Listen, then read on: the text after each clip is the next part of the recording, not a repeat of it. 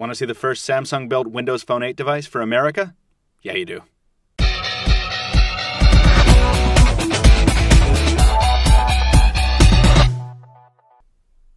Okay, so this is the Ativ Odyssey for Verizon Wireless. We reviewed its high-end sibling, the Ativ S, last month, but Samsung hasn't been able to get that one onto retail shelves in America yet, so the mid-range Ativ Odyssey here is actually the first Samsung Windows Phone 8 device to see a stateside release. Let's have a look in the back of the box here. It gives us a little spoiler as to what might be inside. That's very nice. Let's pop open the box.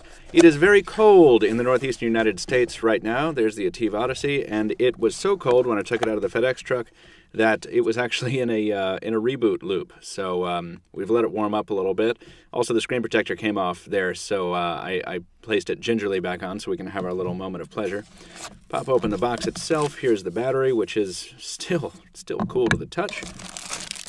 Here is a USB cable. Here is that Samsung, uniquely shaped Samsung wall charger.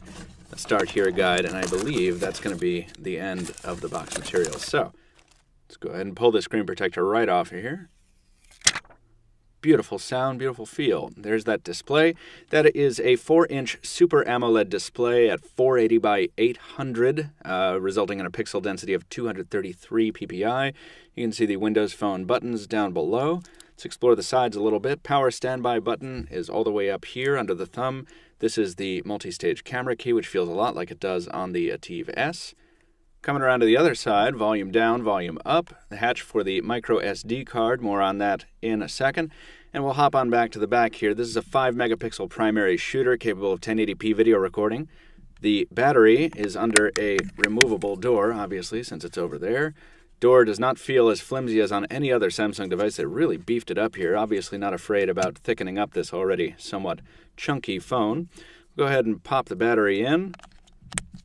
There's our Verizon SIM card right there. Underneath is the predictable Qualcomm Snapdragon S4, clocked at 1.5 gigahertz, backed up by a single gig of RAM. 8 gigs of onboard storage, but that is expandable via the micro SD card we saw before. Go ahead and peel this back protector off so we can take a look at the texture on the back.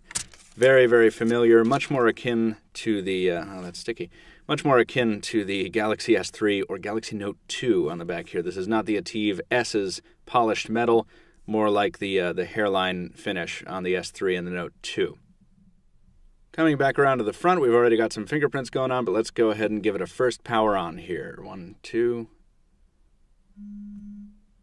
Got some reassuring vibration there. There's our Windows Phone splash screen.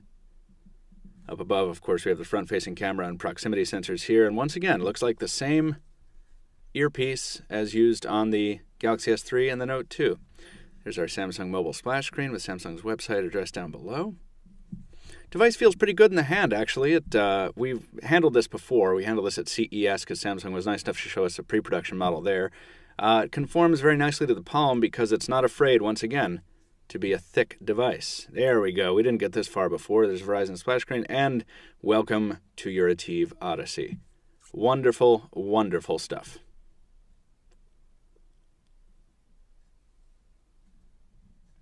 Guys, that's going to wrap it up for our unboxing and quick hardware tour of the Samsung Ativ Odyssey. Stay tuned for a lot more, including comparison videos. We're going to do a comparison with the Ativ S, and, of course, our full review coming very shortly. Follow us at all the usual spots down in the description below. Thank you for watching. Throw us a like if you like the video. We'll see you later.